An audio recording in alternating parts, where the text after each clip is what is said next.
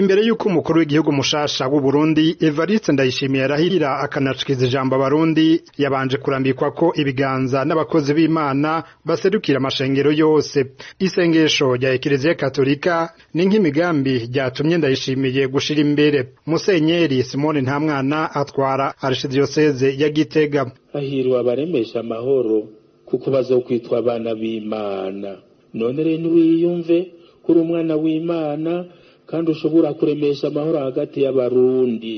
Urazi ingene tuyakeneye, yaturonse n'umutima wawe wose n'ubwenge bwawe bwose.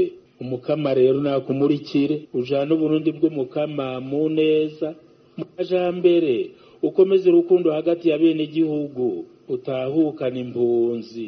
Incabwenge twibarutse zirengera ubwo ruturimwo, zigaruke kuduteza imbere zikoresheje ubuhinga zifise. Utwugururira amarembo y'amakungu, atubera umubanyi w'ingirakamaro. Ndayishimiye yaciye arahirira amabanga mashasha. Narahiye ko ntazotirigana ku masezerano y'ubumwe bw'abarundi. Uwo mutegetsi mushasha yemeye ko agiye gushiraho leta yuzuriza bose. Gushinga iyo leta mvyeyi rero nico nje gukora. Ntimugire ubwoba, ndazi ibindindiriye. Ukwishira no kwizana kw'abarundi bose no kubakingira mu gateka kabo. Abashaka ibiganiro nejo baratonda, tuyaga dukora tuyaga.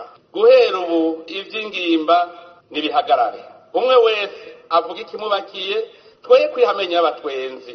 Nimwitegure kuva ubu nta kuniganwa ijambo kuko uburenganzira ni bwanyu imbere ya leta ariyo muvyeyi.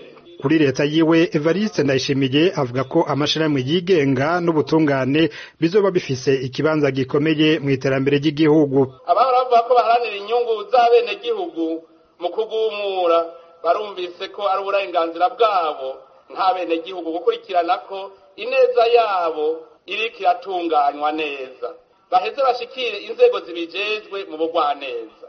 Dufise ihangiro ryo gusasagaza ubutungane bwizewe na bose kandi bunywanisha bene gihugu na cane cane mu gusubiza umutamana intahe yo kumugina.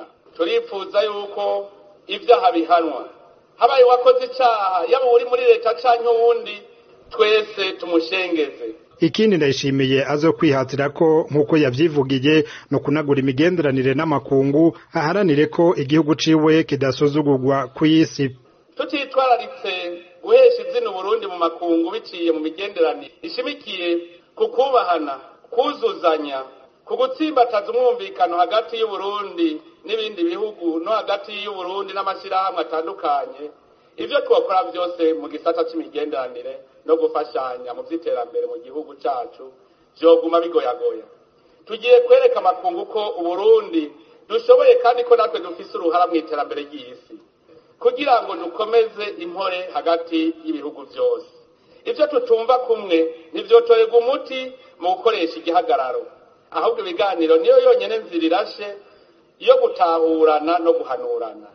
Kuva kera ngaha mu Burundi twarutse twumva ko abarundi baja gukora i Buganda, abandi bakaja gukora aho twita Imanamba muri Tanzania.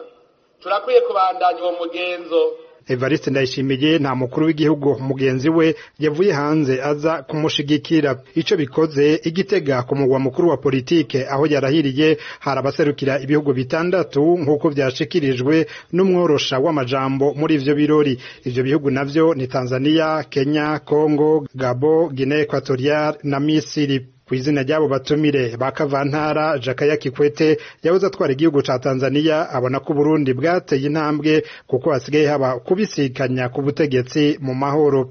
Kuliko vile ambavyo baadhi ya watu abenshi bari biteze ko aya matora hazobamwo ubwicanyi n'ibindi bintu bibi, ariko siko vyagenze, yabaye mu mahoro.